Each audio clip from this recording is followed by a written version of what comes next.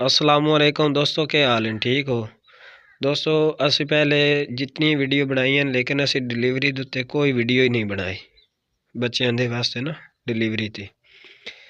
ते हुण असी वीडियो इस बनाई है बच्चों वास्ते डिलीवरी वास्ते, क्योंकि साढ़े कोल अपने फार्म की पहली बकरी साड़ी ने बच्चे डिलीवर किए और ऐप साड़ी पहलन पाठ है। ते इसने दो बच्चे डिलीवर किए माशाल्लाह, बहुत प्यारे बच्चे न और दो में फीमेल हैं, दो में बकरियां, बहुत प्यारियां बकरियां। ते इसने डिलीवर किए तकरीबन आधा घंटा हो गया। असी इन्हों साफ भी किया है, इन्होंने नक इन्होंने जनाब जड़े ना मूँह उन्होंने उंगल मार के साफ करके ना बेहतरीन हालत दे विच इन्हों असी जनाब साफ करके ते बकरी नूं जड़ा है असी चेक किया। असी सुबह इन्हू चेक किया ही इस दिन हवाने दे विच हवा आई यानी कि फिर असी आखे एक दो दिन तो बाद बच्चे डिलीवर कर सी, लेकिन इन्हें अज ही डिलीवर कर दिते। उस दे विच असी की कीता कि असी इन्हू देसी घी दी 2 चमचियां ते काली मिर्च वो असी खिलाई है सुबह।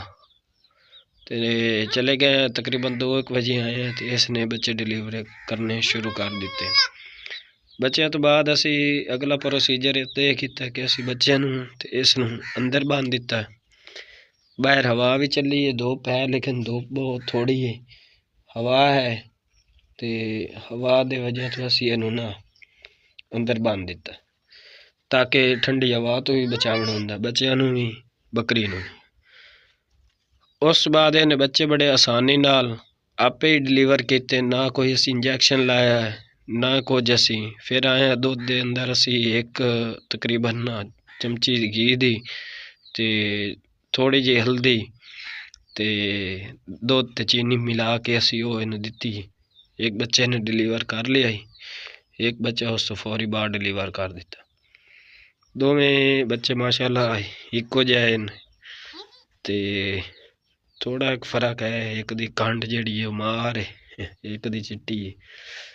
उस बाद असी इनू नीम गर्म पानी बनाया, तकरीबन 2-2.5 लीटर पानी आई, 1.5 तो 2 तो 2.5 भी हो सकते हैं, क्योंकि असी मेन तोल ही नहीं किया।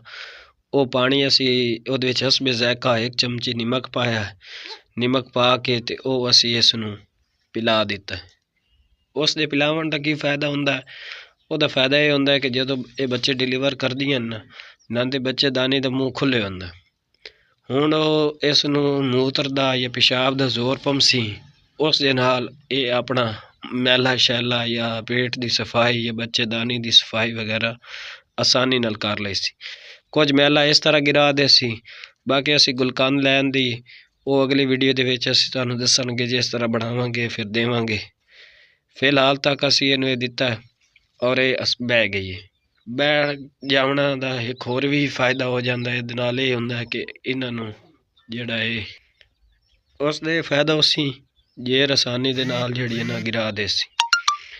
ते बाकी शाम नू इसनू असी वो फिर अगला सैटअप देवांगे इंशाअल्लाह। ते बच्चे साढ़े कमज़ोर जम्मे क्योंकि बकरी पहलन आई फिर वो भी कमज़ोर आई उसकी वजह तो।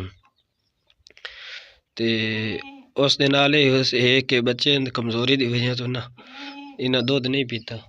जितना एक आसानी नाल तुहाडे बच्चे दुध पींदे हो बौला तुसी लाजमी पहले वाला लाजमी पिलाओ उन्होंने हर हाल है। जितनी वो ताकत है ना कोई इंजैक्शन पहुँच सकता है ना कोई होर ताकत वाली चीज़ पहुँच सकती।